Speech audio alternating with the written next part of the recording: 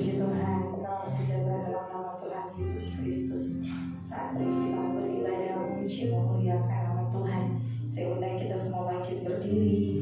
Kita nyanyikan pujian hanya dekat Allahku, rasa tenang hatiku. Haleluya, haleluya Yesus. Terima kasih Tuhan Yesus. Haleluya, haleluya Yesus. Haleluya. Hanya dekat Allahku, rasa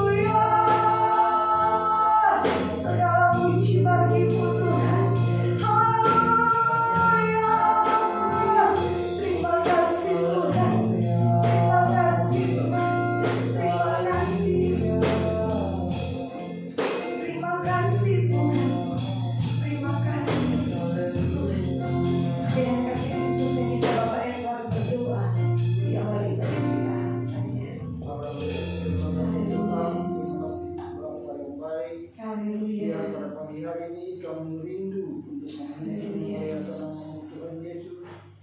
Biar semua puji-pujian ini kami naikkan ke hadapan hadirat-Mu. Tetapi kami pakai kami Tuhan Yesus. Biar kami mengalami sukacita, damai sejahtera untuk menyanyikan lagu-lagu pujian kepada Engkau Tuhan Yesus. Karena Engkau yang layak untuk kami puji Bapa. Teruskan ibadah kami ke dalam tangan-Mu. Tetapi kami dari awal sudah selesainya Tuhan Yesus. Biar semua itu untuk kemuliaan nama-Mu Tuhan Yesus. Roh Kudus-Mu hadir di tengah kami, hadir di hati kami, sukacita di kami, menjaga dari Engkau dalam nama Tuhan Yesus. Kami serahkan, kami taruhkan ibadah kami ke dalam tangan. Terima kasih. Glory, glory, haleluya. Amin. Amin, puji Tuhan. Kita masih berdiri. Kita nyanyikan pujian oleh kuasa firman. Haleluya, puji Tuhan. Haleluya.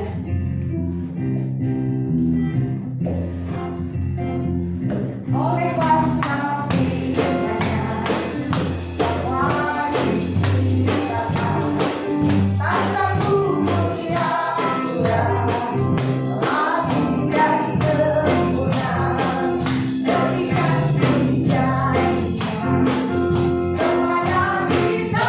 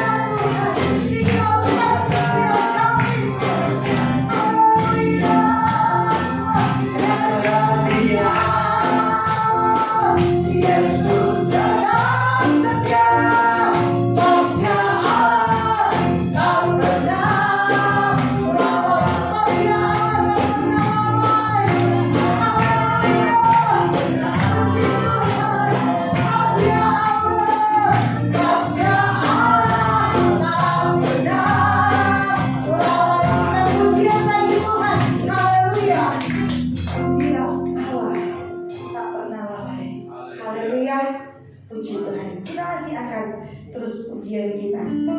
Kita nyanyikan pujian. Dia tak pernah gagal. Haleluya. Puji Tuhan. Haleluya.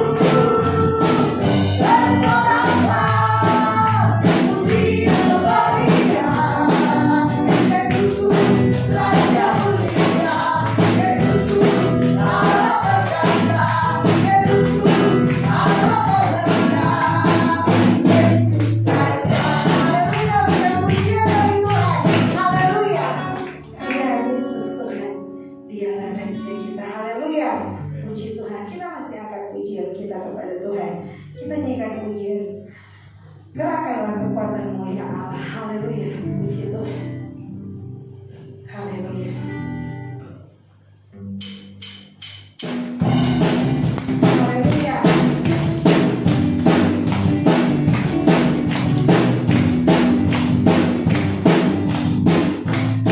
Amen.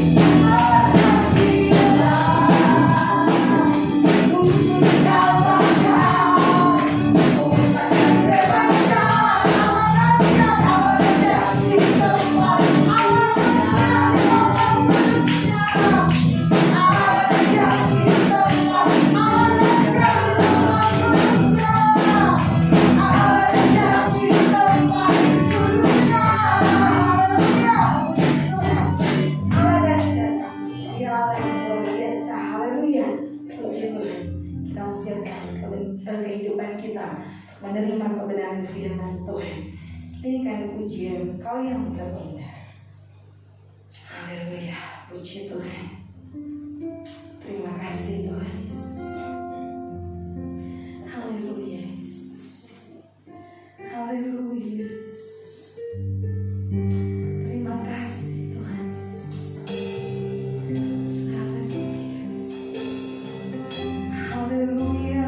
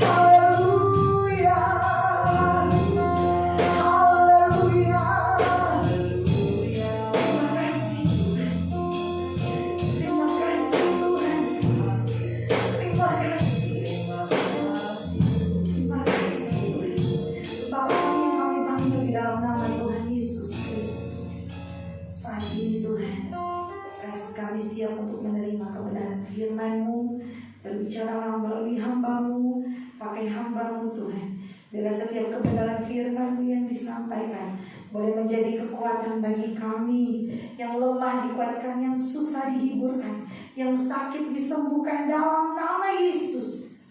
Kami percaya firman-Mu itulah kekuatan kami, Tuhan. Terima kasih Tuhan, kami percaya pujian dan penyembahan kami Tuhan sudah naik di hadapan-Mu, dan kami siap untuk menerima firman di dalam nama Tuhan Yesus Kristus. Haleluya, amin. Tuhan silakan duduk. Saya serahkan kepada Bapak Gembala.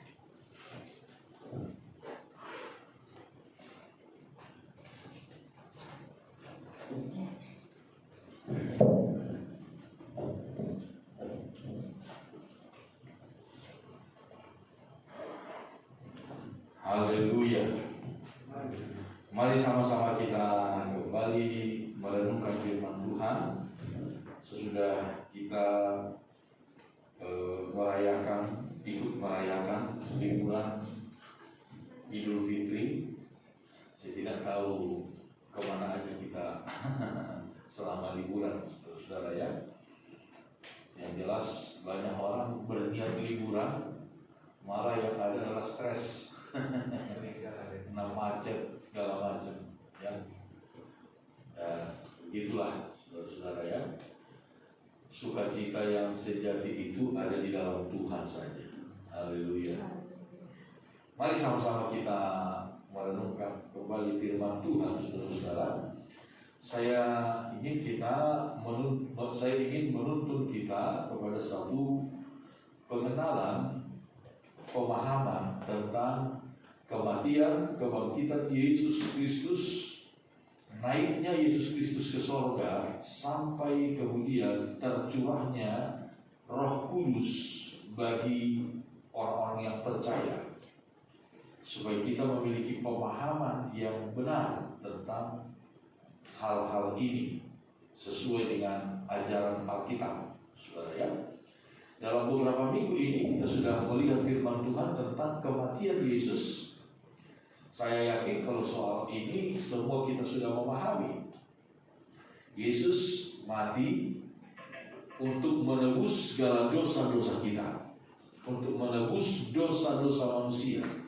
Yesus mati menggantikan saya dan saudara. Dia sebagai pengganti, korban pengganti bagi kita.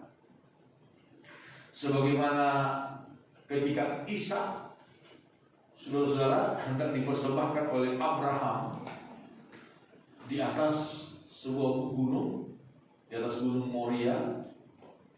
Lalu kemudian malaikat Tuhan berkata kepada Abraham, jangan kau apa-apakan anak itu, karena telah kulihat bagaimana engkau takut akan Allah. Engkau tidak segan-segan menyerahkan anakmu yang tunggal. Itu sebabnya ketika Abraham menoleh ke belakang, dia melihat seekor anak domba yang tanduknya tersangkut pada belukar. Sehingga anak domba itulah yang dipakai oleh Abraham menggantikan Ishak menjadi korban bagi Allah. Saudara-saudara dikasihi oleh Tuhan, itulah pengorbanan Yesus. Lalu Yesus bangkit dari antara orang mati pada hari yang ketiga.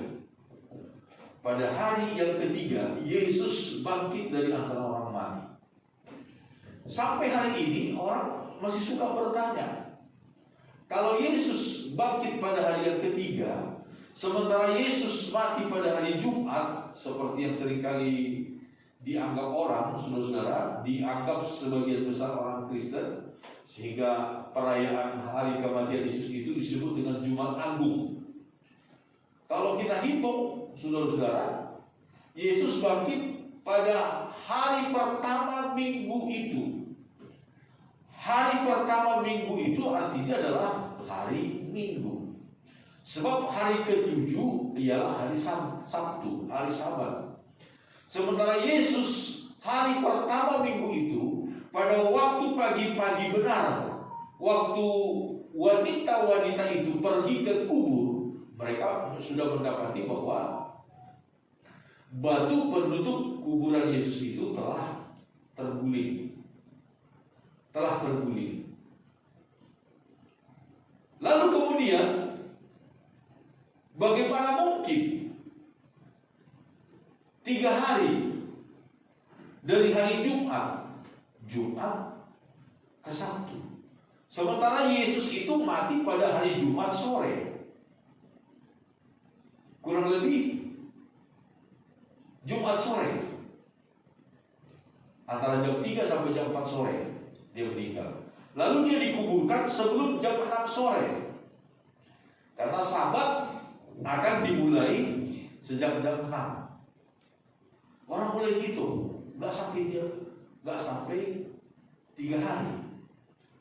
Maka kita menyimpulkan, saudara-saudara, Yesus sebenarnya Sabat yang disebutkan di situ adalah bukan Sabat mingguan, seperti yang sudah berapa kali saya jelaskan kepada kita, bahwa Sabat itu, arti kata Sabat itu adalah perhentian, peristirahatan. Jadi dalam agama Yahudi, dalam hukum Taurat ada beberapa jenis Sabat. Ada beberapa jenis Sabat. Itu pertama Sabat mingguan. Sabat mingguan ini ya jatuh pada setiap hari Sabtu, hari yang ke-7. Itu yang juga disebutkan dalam hukum Taurat, salah satu 10 hukum itu, ingat dan kuduskanlah hari Sabat. 6 hari lamanya kamu bekerja, tetapi pada hari yang ke-7 kamu harus beristirahat total. Saudara-saudara, orang Yahudi pada hari Sabat itu menyalakan api pun tidak boleh. Tidak boleh, itu aturannya. Masak tidak boleh. Jadi untuk mereka makan sampai hari Sabtu itu mereka harus siapkan pada hari Jumat. Pada hari Jumat itu mereka harus siapkan untuk mereka makan sekeluarga di hari Sabat. Sebab pada hari Sabat tidak boleh melakukan pekerjaan apapun. Tidak boleh ke kebun, tidak boleh kemanapun, tak boleh. Harus benar-benar beristirahat, fokus untuk beribadah kepada Tuhan. Nah, itu Sabat mingguan. Kemudian ada juga yang disebut dengan Sabat hari raya. Sabat hari raya. Sabat hari raya ini, saudara-saudara, jadi pada hari raya mereka itu, mereka tidak boleh bekerja. Tidak boleh bekerja. Harus fokus merayakan, melakukan ibadah sesuai dengan hari raya itu. Nah, orang Yahudi itu ada 7 hari raya. Ada 7 hari raya orang Yahudi yang dibagi dalam 3 kelompok. Yang pertama adalah hari raya Paskah. Hari raya Paskah itu terdiri dari 3 hari raya. Ada hari raya Paskah itu sendiri, ada hari raya roti tidak beragi. Saya lupa satu hari raya lagi. Yang kedua adalah, pertama hari raya Paskah, kedua adalah hari raya Pantekosta atau hari raya Pentakosta, hari raya ke-50. Lalu kemudian yang ketiga adalah, bagian ketiga adalah hari raya Pondok Daun-daunan. Kalau hari raya Paskah itu terdiri dari 3 hari raya yang dirayakan secara beruntun, tetapi intinya itu adalah Paskah. Sedangkan hari raya Pantekosta atau Pentakosta itu berdiri sendiri. Hari raya ke-50, hari raya ketika bangsa Israel ada di Gunung Sinai, menerima hukum Allah dan melihat kemuliaan Allah. Pada hari ke-50 mereka tiba di Gunung Sinai itu. Mereka merayakan hari raya Pantekosta atau Pentakosta. Itu berdiri sendiri. Sedangkan hari raya ketiga adalah hari raya Pondok Daun. Hari raya Pondok Daun ini juga ada 3 hari raya yang satu paket dengan dia. Ada hari raya Peniupan Nafiri, ada hari raya Pendamaian, ada hari raya Potong Daun itu sendiri.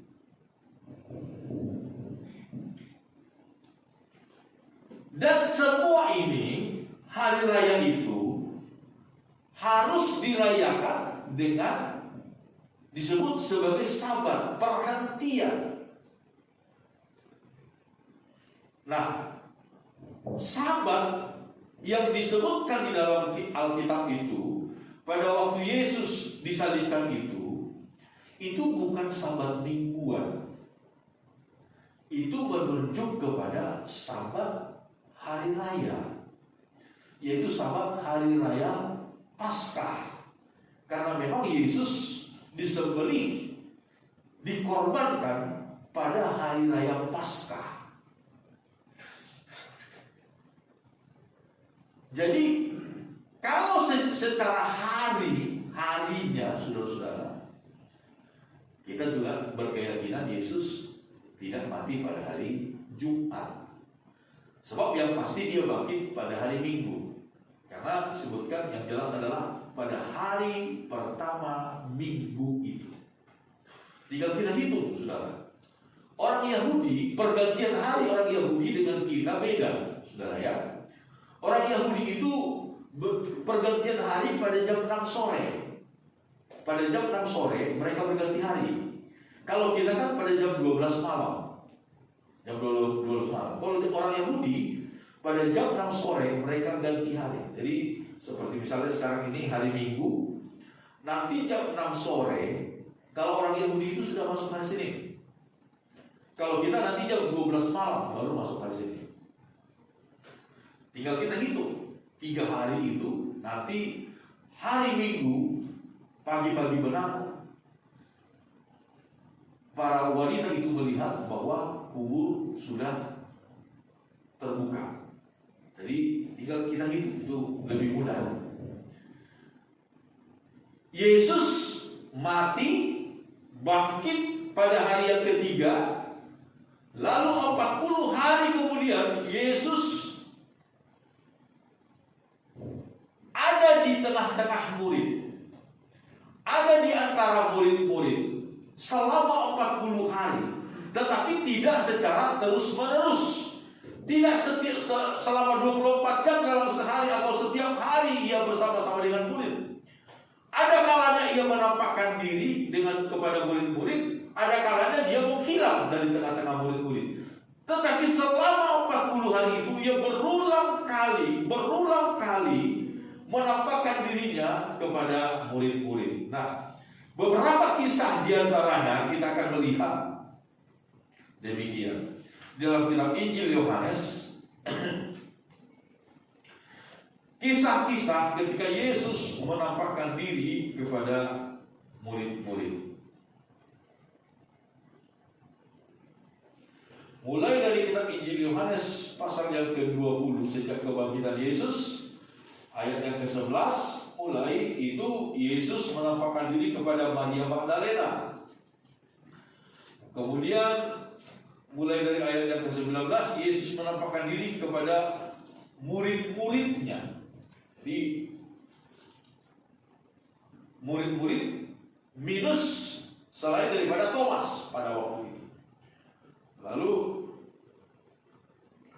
ayat pasal 21 terakhir yang dicatat oleh Yohanes adalah Yesus menampakkan diri kepada murid-muridnya sekaligus di pantai Danau Tiberias.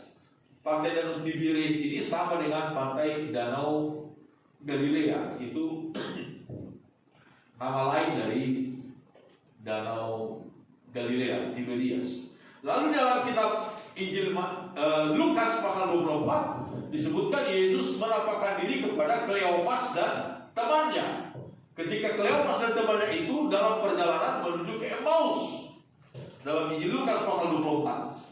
Lalu dalam kitab 1 Korintus pasal 15 kita menemukan di sana Paulus menjelaskan atas ilhaman dari Tuhan Yesus sendiri, pewahyuan dari Tuhan Yesus sendiri kepada Paulus, menyebutkan bahwa ketika Yesus sedang naik ke sorga, dia disaksikan oleh 500 orang sekaligus. Jadi Yesus, saudara ya, Yesus ketika hendak naik ke surga itu disaksikan oleh 500 pasang mata sekaligus ketika dia naik ke surga. Nah, hari ini kita akan melihat saudara-saudara beberapa penampakan dari Yesus ketika ia menampakkan diri kepada murid-muridnya sebelum dia naik ke surga. Selama 40 hari itu ia menampakkan diri. Mari kita lihat dulu di dalam kitab Kisah Para Rasul pasal yang pertama, saudara-saudara, menjelaskan kepada kita demikian. Kisah Para Rasul pasal yang pertama ayat 1, firman Tuhan berkata demikian. Hai Theophilus, dalam bukuku yang pertama aku menulis tentang segala sesuatu yang dikerjakan dan diajarkan Yesus sampai pada hari ia terangkat.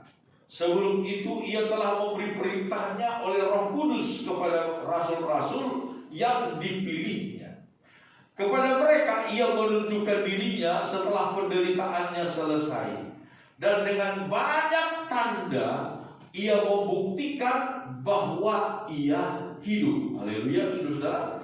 Dengan banyak tanda ia membuktikan bahwa ia hidup.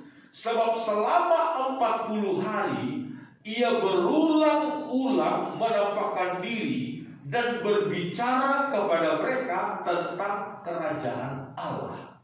Saudara, inilah pernyataan Alkitab bahwa Yesus berulang-ulang menampakkan diri. Dia memberi bukti bahwa ia sungguh-sungguh hidup. Seringkali kan nyanyian kita hanya berkata kubur kosong membuktikan ia hidup. Ya, itu hanya salah satu bukti. Tapi kalau hanya kubur kosong membuktikan dia hidup, orang mah bisa bilang, wah iya mereka bongkar kuburnya, mereka curi mayat Yesus. Bisa saja kan orang berkata seperti itu. Dan itu disebarluaskan oleh orang-orang Yahudi pada zaman itu. Saudara baca dalam kitab Injil Matius, itu disebarluaskan oleh orang-orang Yahudi bahwa mayat Yesus itu tidak bangkit. Yesus tidak bangkit, tapi mayatnya dicuri oleh murid-murid pada waktu penjaga-penjaga tertidur. Kubur kosong hanya salah satu bukti bahwa Yesus itu hidup, bangkit. Tapi kalau hanya kubur kosong, saudara-saudara, sekali lagi, wah, orang gampang sekali berkata, mudah sekali orang akan berkata, wah, itu mah kuburnya jadi kosong karena mayatnya sudah dicuri oleh murid-murid. Seperti perkataan orang-orang Yahudi. Tetapi kita melihat, saudara-saudara, salah satu kisah di dalam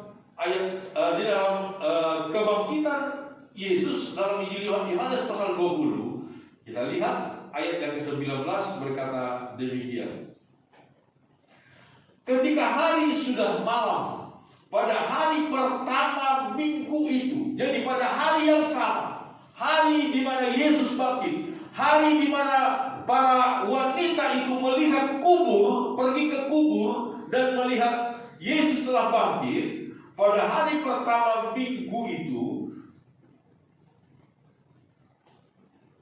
berkumpullah murid-murid Yesus di suatu tempat dengan pintu-pintu yang terkunci karena mereka takut kepada orang-orang Yahudi. Pada waktu itu datanglah Yesus dan berdiri di tengah-tengah mereka dan berkata, damai sejahtera bagi kamu. Dan sesudah berkata demikian, ia menunjukkan tangannya dan lambungnya kepada mereka. Murid-murid itu bersukacita ketika mereka melihat Tuhan. Maka kata Yesus sekali lagi, damai sejahtera bagi kamu. Sama seperti Bapa memutus aku, demikian juga sekarang aku memutus kamu. Dan sesudah berkata demikian, ia menghembusi mereka dan berkata, terimalah Roh Kudus. Jikalau kamu mengampuni dosa orang, dosanya diampuni. Dan jikalau kamu menyatakan dosa orang tetap ada, dosanya tetap ada. Saudara-saudara, inilah yang dicatat Alkitab. Pertama kali Yesus menampakkan diri secara umum kepada murid-murid. Kalau pada ayat 11 sampai ayat 18 itu, Yesus secara khusus menampakkan diri kepada Maria Magdalena. Tetapi kepada umum, kepada lebih dari satu orang, kepada banyak orang, untuk pertama kali Yesus menampakkan diri di sini, yang dicatat di dalam Alkitab. Pada hari pertama minggu itu, pada hari kebangkitan Yesus itu, pada hari itu juga ketika murid-murid digemparkan tentang kebangkitan Yesus, Yesus menampakkan diri kepada murid-murid. Yesus menunjukkan tangannya yang bekas dipaku.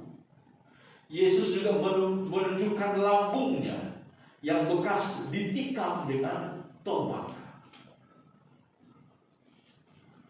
Tetapi apa yang disebutkan oleh Yesus di sini kepada mereka?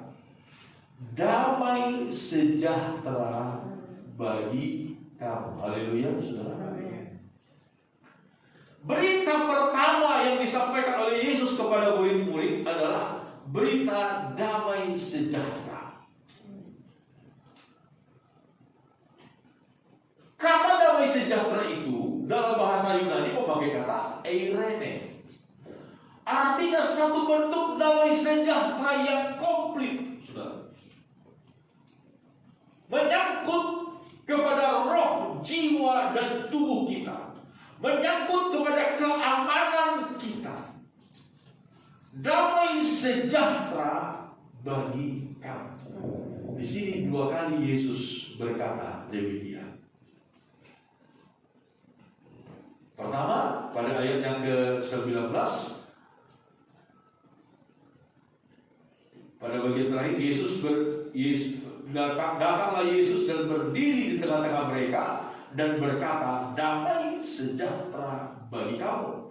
Dan sesudah berkata demikian, ia menunjukkan tangannya dan lambungnya kepada murid-murid itu, kepada mereka. Murid-murid itu bersukacita ketika mereka melihat Tuhan.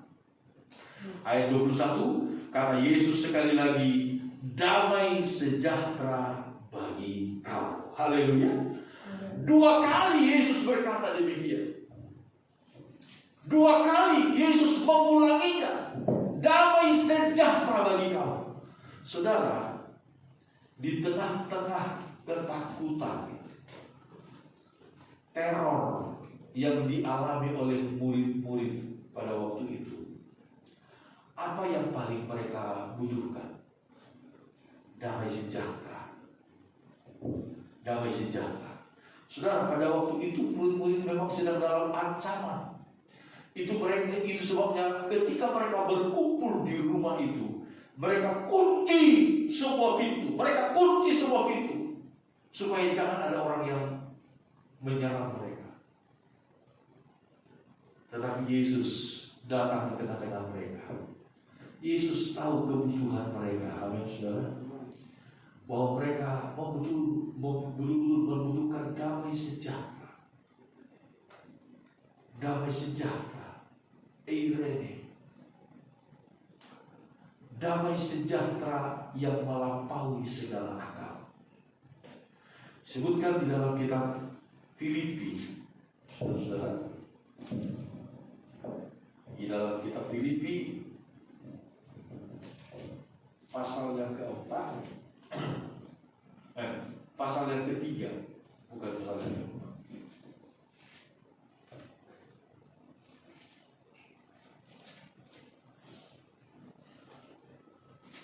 Haleluya.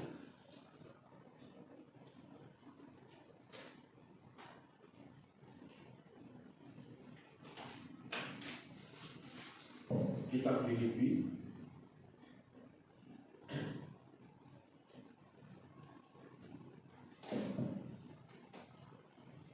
pasal yang keempat, ayat yang ke-6 dan ayat 7.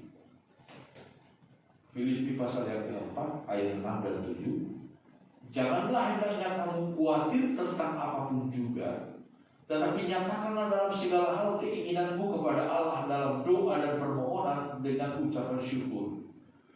Damai sejahtera Allah yang melampaui segala akal akan memelihara hati dan pikiranmu dalam Kristus Yesus. Saudara-saudara, ini yang dijanjikan oleh Yesus sendiri kepada murid-muridnya. Damai sejahtera Allah yang melampaui segala akal, memelihara hati dan pikiranmu. Saudara-saudara, Paulus menyatakan ini kepada jemaat di Filipi. Jemaat di Filipi adalah satu jemaat yang hidup sebenarnya, saudara-saudara, di tengah-tengah pergumulan kota yang besar. Kota yang besar, kota Filipi itu kota yang cukup besar pada waktu itu. Ada begitu banyak pergumulan dalam kehidupan mereka. Tetapi di sini disebutkan damai sejahtera Allah yang melampaui segala akal, memelihara hati dan pikiranmu. Yesus berkata, saudara, maaf saya handphonenya mati, saya lihat catatan kitab saya.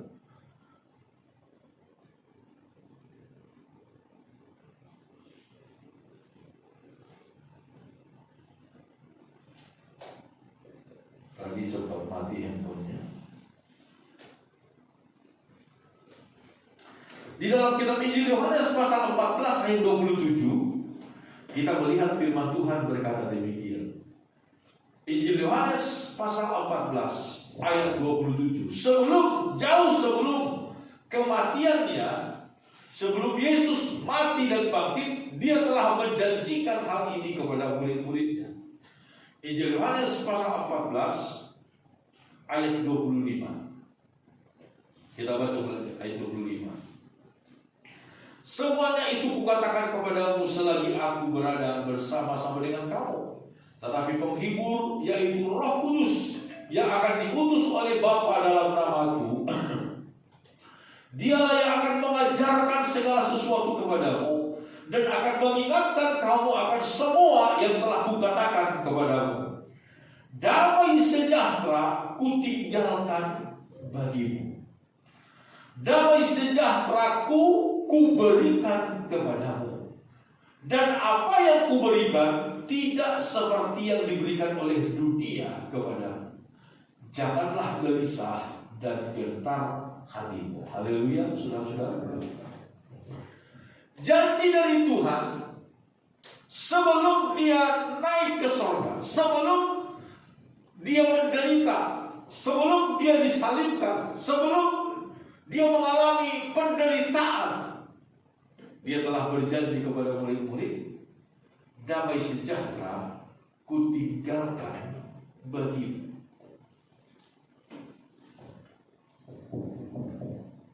Sama seperti seorang bapak yang mau pergi jauh, lalu anak-anaknya mulai khawatir, kalau papa nanti sudah gak ada, apa yang akan kita makan? Apa yang akan kita minum? Siapa yang mencari untuk kita? Tapi bapak itu berkata, tenang, semuanya sudah kutinggalkan bagimu. Semua yang kamu perlukan saya sudah tinggalkan. Itu akan memberikan ketenangan kepada anak-anaknya. Akan sedikit memberikan ketenangan.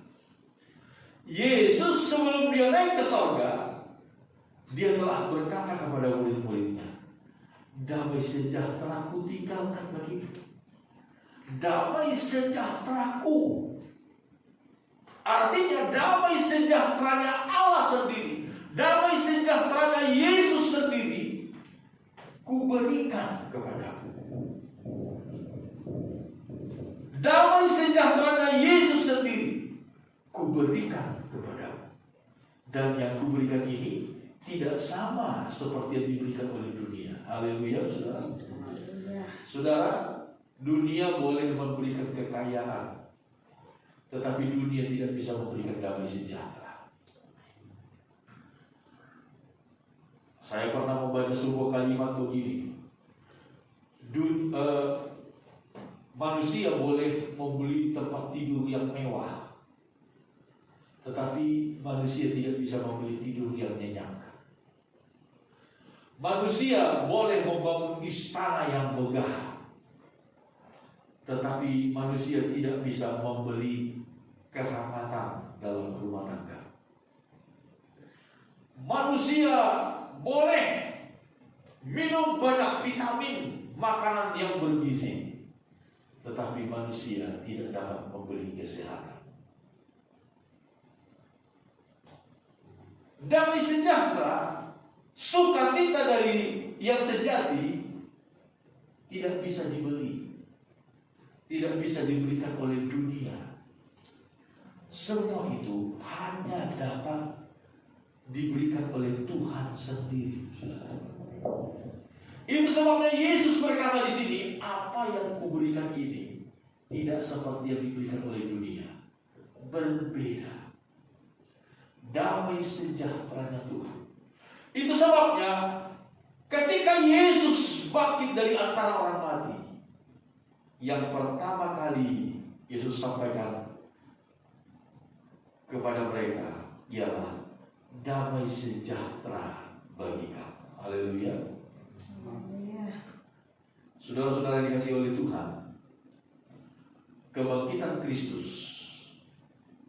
memberikan kepada kita satu pengharapan yang besar, bahwa kita memiliki damai sejahtera. Haleluya. Di tengah-tengah pergumulan seperti apapun, yakinlah bahwa damai sejahteranya Tuhan akan selalu menyertai hidup kita. Sekali lagi saudara-saudara, kita tidak dapat berharap kepada dunia ini. Kita tidak dapat berharap kepada dunia ini.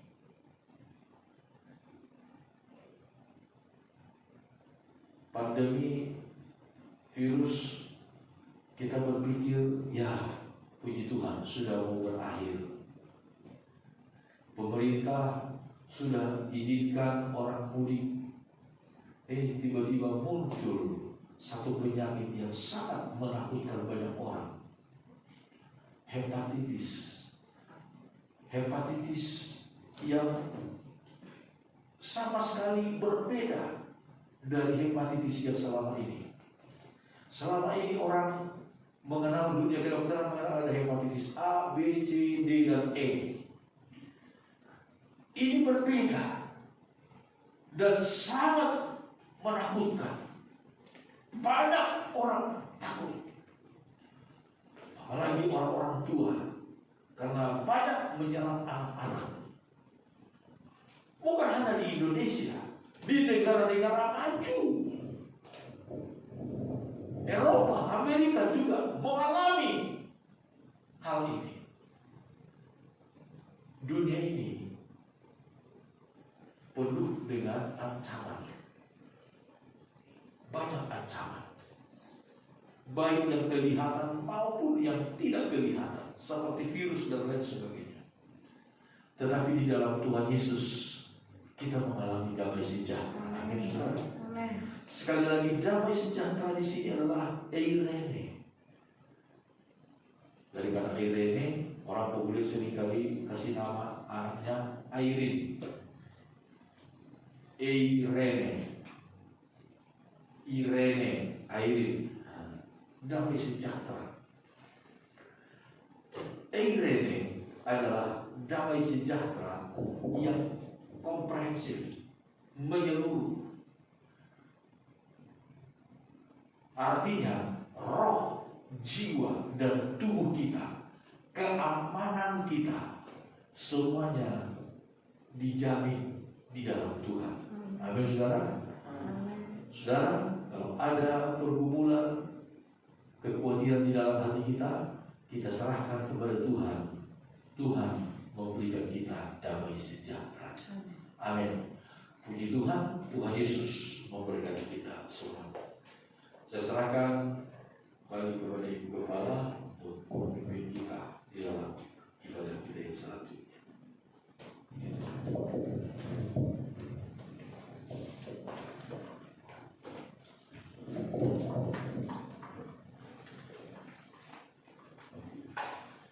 Haleluya, puji Tuhan. Kita telah diberkati lewat kebenaran firman Tuhan. Pagi hari ini kita bersyukur buat firman Tuhan yang sudah kita terima.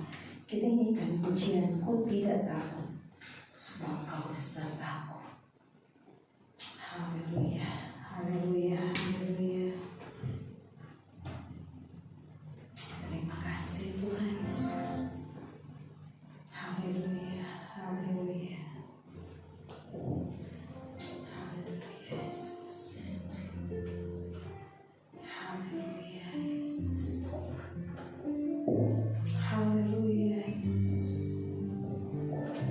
Terima kasih Tuhan Yesus. Haleluya.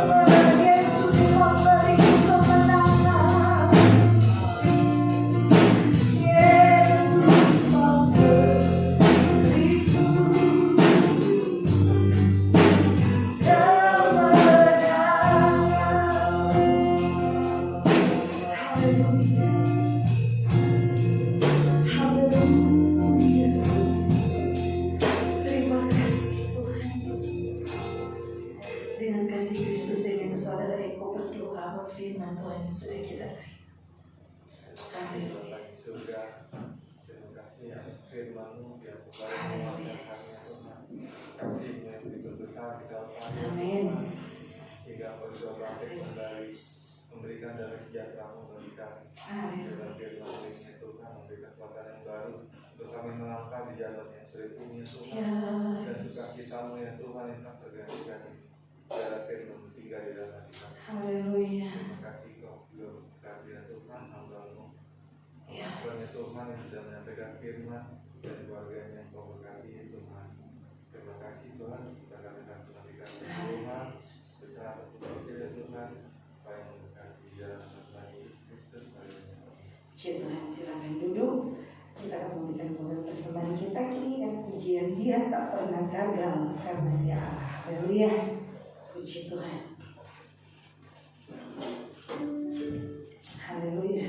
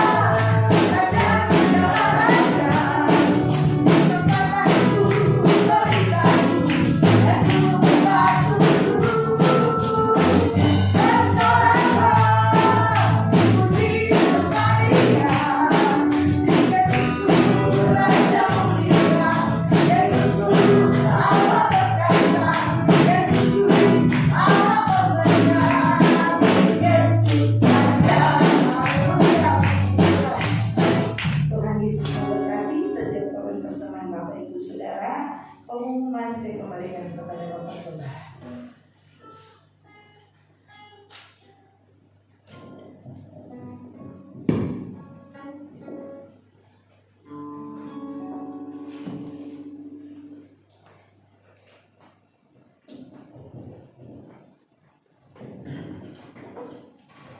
Puji Tuhan, saudara-saudara, kita bersyukur buat pertolongan Tuhan dalam ibadah kita pada hari ini.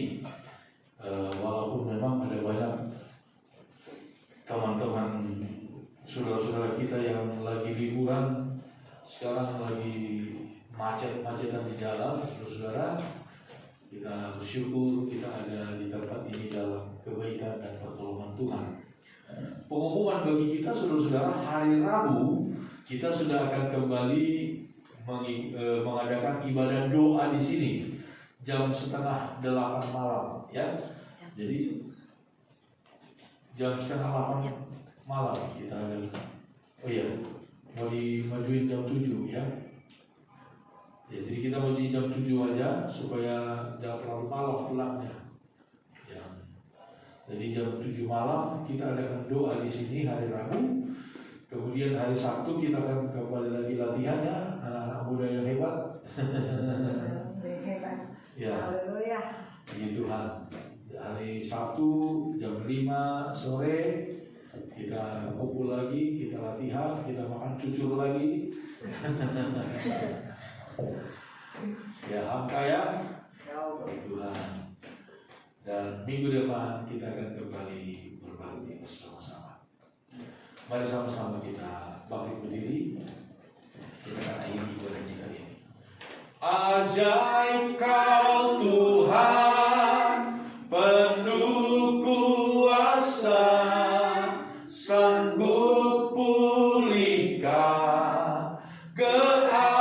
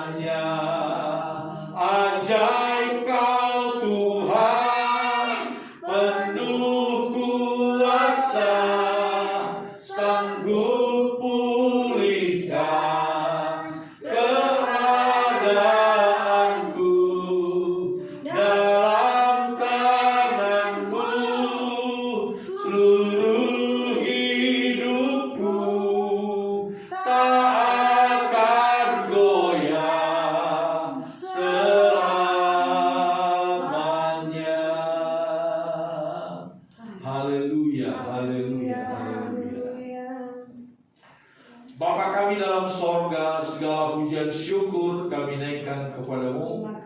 Terima kasih banyak buat kebaikan, kemurahan, pertolongan-Mu di dalam hidup kami. Tuhan, hamba-Mu berdoa buat seluruh sidang jemaat-Mu yang hadir dalam ibadah ini. Engkau kenal kehidupan kami pribadi lepas pribadi. Tuhan, kuatkan yang lemah, hiburkan yang susah, sembuhkan yang sakit. Berkati dalam segala hal. Berkati pendidikan dan pergaulan anak-anak muda. Berkati segala usaha, pekerjaan dari orang-orang dewasa, ya Tuhan. Demi nama Tuhan Yesus Kristus. Firman-Mu yang berkata, kalau Engkau yang membuka, tidak ada yang dapat menutup. Tapi jikalau Engkau yang menutup, juga tidak ada yang dapat membukanya. Tuhan, kami percaya oleh kasih dan kemurahan-Mu, Engkau selalu membukakan jalan, pintu berkat-Mu bagi setiap anak-anak-Mu, ya Tuhan. Berkati Tuhan persembahan yang diberikan oleh umat-Mu dengan segala sukacita mereka. Persepuluhan dari segala hasil usaha umat-umat-Mu yang mereka beri dengan sukacita, dengan rasa hormat dan takut, dengan penuh iman kepada Tuhan. Engkau berkati. Genapkan janji-janji firman-Mu di dalam kehidupan umat-umat-Mu. Rumah tangga diberkati, segala usaha pekerjaan diberkati, teristimewa kesehatan tubuh juga diberkati, dilindungi oleh Tuhan. Terpujilah Tuhan kekal sampai selama-lamanya. Inilah doa dan permohonan kami Bapa, segala pujian syukur kami naikkan kepadamu. Kami tidak lupa berdoa untuk bangsa dan negara kami. Tuhan berkati bangsa dan negara kami Indonesia. Tuhan berkati kota Jakarta di mana kami tinggal. Berkati pemerintah kami, Bapak Presiden, Wakil Presiden, seluruh menteri-menteri yang ada. Tuhan berkati mereka, penegak hukum, kepolisian, TNI yang menjaga keamanan ketertiban. Tuhan berkati pemerintah provinsi DKI, gubernur, wakil gubernur. Tuhan berkati mereka semua. Terpujilah nama Tuhan kekal untuk selama-lamanya. Sebentar kami akan kembali ke tempat kami masing-masing. Kami serahkan seluruh hidup kami ke dalam tangan-Mu. Dan di sepanjang minggu yang akan kami jalani, ya Tuhan, ketika umat-umat-Mu akan kembali dalam aktivitas pekerjaan usaha mereka, Tuhan jaga, lindungi dan berkati kami semua di sepanjang minggu ini. Jauhkan segala mara bahaya, kecelakaan, sakit, penyakit menular, binatang-binatang buas, bencana alam yang tak terduga. Tuhan, jauhkan kami dari semua itu. Lindungi dan pelihara kami dari semua itu. Demi nama Tuhan Yesus Kristus. Demikian juga ya Tuhan, segala gangguan dari orang-orang jahat yang tidak bertanggung jawab, Tuhan singkirkan, Tuhan jauhkan dari kami. Dalam nama Tuhan Yesus Kristus. Pelihara kami sebagai biji tanah. Inilah doa dan permohonan kami. Segala pujian syukur kami naikkan kepada-Mu. Bapa, kalau sebentar umat-umat-Mu akan kembali ke tempat tinggal mereka masing-masing, Engkau jaga, lindungi, sertai mereka. Terpujilah nama Tuhan. Inilah doa dan permohonan kami Bapa. Saudara-saudara dikasihi oleh Tuhan, angkat kedua tangan-Mu, kita mohonkan berkat dari Tuhan.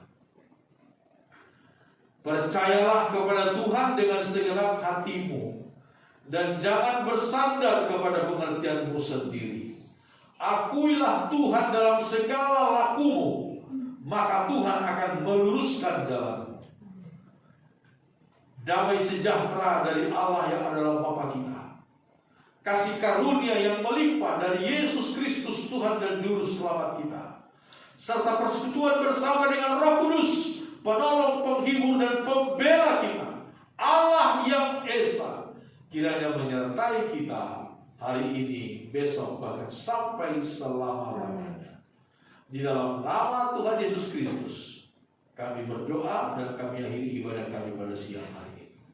Haleluya. Semua yang percaya katakan sama-sama, amin. Selamat siang, Tuhan Yesus memberkati.